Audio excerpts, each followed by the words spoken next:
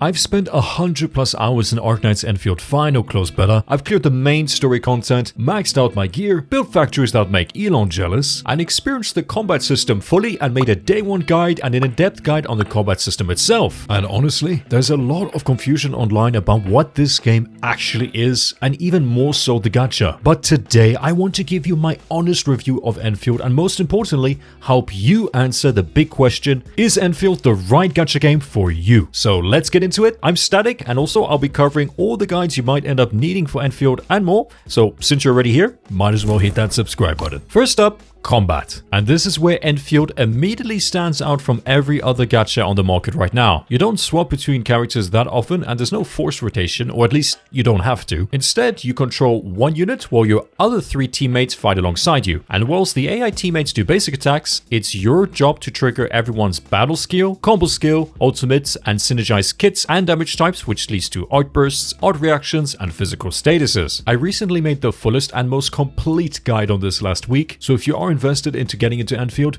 I really recommend you check that out. Now, your entire team shares one resource, which is called SP, being skill points. You'll be constantly watching that SP bar, deciding which character's battle skill to fire off in what order, which is critical for art reactions and managing ultimate rotations. But SP shouldn't just be used for arts inflictions, damage, or triggering combo skills. When you see a red circle shrinking around your target, use a battle skill, and this will counter it and also inflict more stagger, which will eventually stun the target and increase your damage. But it feels less like you're playing a single character and more like conducting a musical orchestra.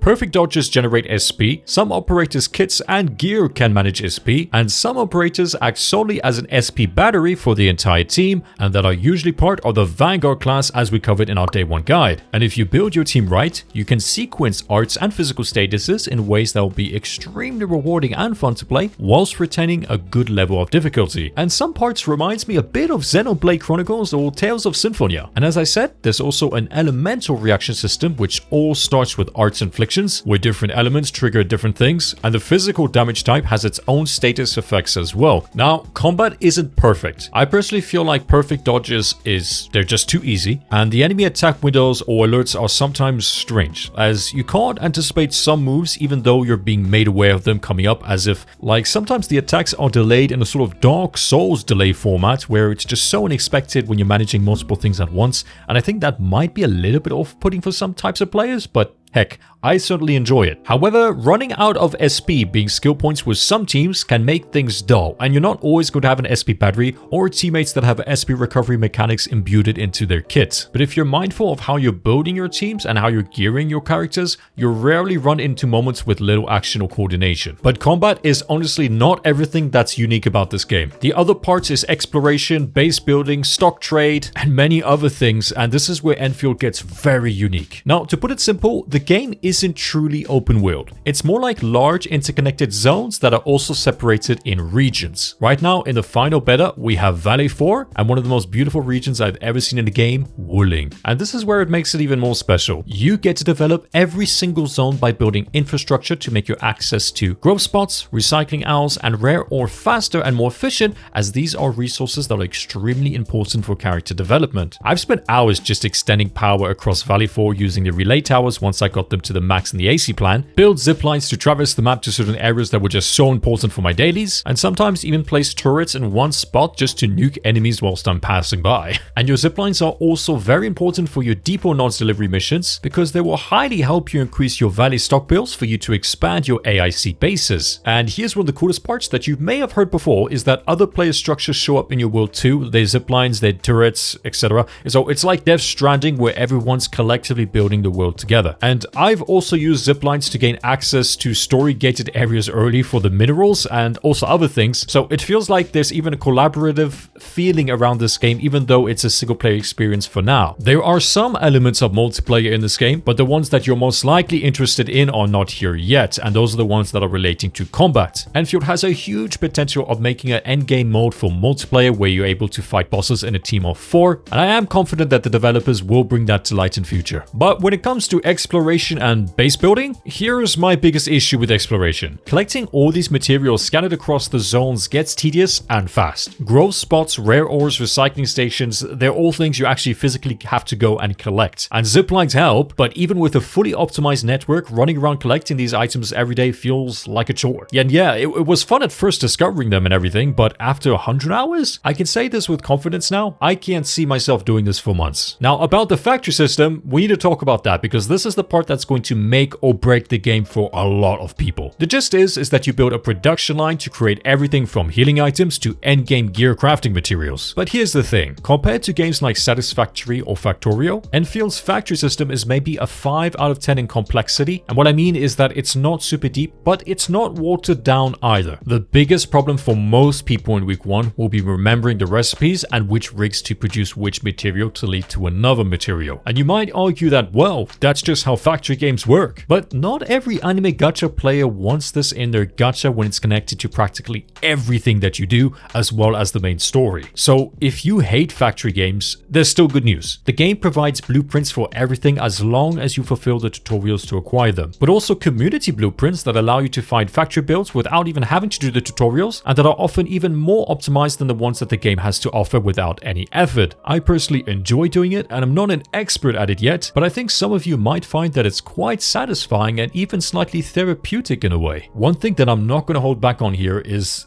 something in the late game that gets very annoying with the AIC, and that's the late game production. It often requires like 8 to 10 of the same rig for a single item, and it starts to feel real bloated in your AIC area, and I hope they streamline this before launch, but this is probably wishful thinking as we're almost there. Now, a quick word on the story and production quality. Enfield's story starts lighthearted in Valley 4, being the first region, and it's got that Dr. Stone vibe when you're industrializing the world and fighting the Blight. You've got Amnesia, classic gacha move, but it's handled quite decently. Valley 4 keeps things pretty chill, but once you hit Wooling, the second region, things ramp up. More interesting cutscenes, more interesting character dynamics, and the stakes do feel higher. The pacing doesn't feel dramatically slow as you'll find in some gachas, and it's not yet comparable to the depth that you would find in the original Arknights, but I'm quite enjoying it. And I have to mention, the music in this game is phenomenal. It matches each environment so well, and honestly, there were moments where I just stopped to listen and look around me. The English voice acting is actually quite good, and I'm not usually one to say that. Character models and shaders look gorgeous, and these might be some of the most detailed and charismatic characters in any gacha game I've ever seen. Hypergriff clearly didn't cheap out on production, and I'm so proud and honored that I've been able to experience this before it releases. Now, about the gacha system, I covered this in its fullest and its super great depth in our day 1 starter guide, so everybody understands it, so I won't repeat everything here,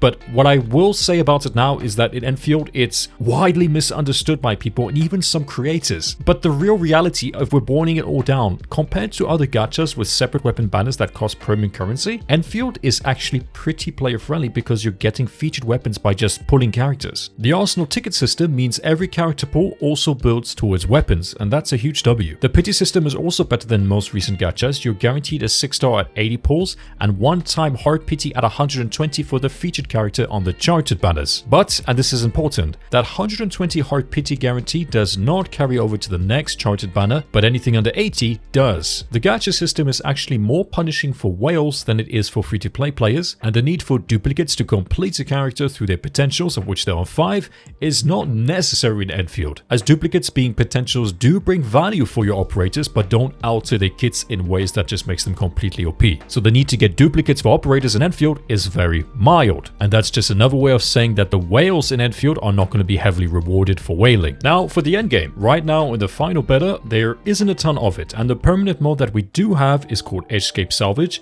which is a sort of extraction style mode where you complete missions and extract before or when you're too corrupted. It's an interesting concept, but it's pretty easy and doesn't feel rewarding enough to pursue. And beyond that, you've got essence farming to perfect your weapon traits, gear upgrading, and the grind to level 99. But there's some really good news that Griffline recently dropped, and that's the Umbral Monument, which is an event being added before the beta ends on the 29th of December. It's got 3 stages with normal and agony difficulty modes, and this could be a proper challenging endgame mode that I've been waiting for. But I really hope it brings something unique and doesn't just copy the Abyss Shiyu defense formula from other gachas, but Arknights has has never followed mainstream endgame formats, so I'm optimistic they'll do something different. And the fact that they're adding this before the end of the beta and have more content in development is really a good sign too. So while the endgame is light right now, they're actively working on it for launch. And for my final take, well, after 100+ hours, I'm still playing. And that should tell you something considering I'll lose all my progress once the beta 2 ends. But this was actually the best beta I've played in my entire life. I genuinely had fun, and I had to remind myself at times that this just was a beta. Endfield is ambitious, beautiful, but still flawed, and it's not perfect, and the learning curve in some areas of this game will appear steep to some gamers. But it's also one of the most unique gacha games I've played, and by far my favorite gacha. And this is one of the reasons why I chose to become an Endfield creator. But be aware, Endfield isn't just a casual side game. This is commitment. But if you're willing to invest the time, there's something really special here. That's my honest review after 100 hours. Let me know what you think in the comments, and if you're just getting started with Endfield, I've made a day 1 starter guide that teaches you all the mechanics in Endfield and gets you perfectly ready for your day 1. This was Static. Remember to have fun, and I'll see you in the next one.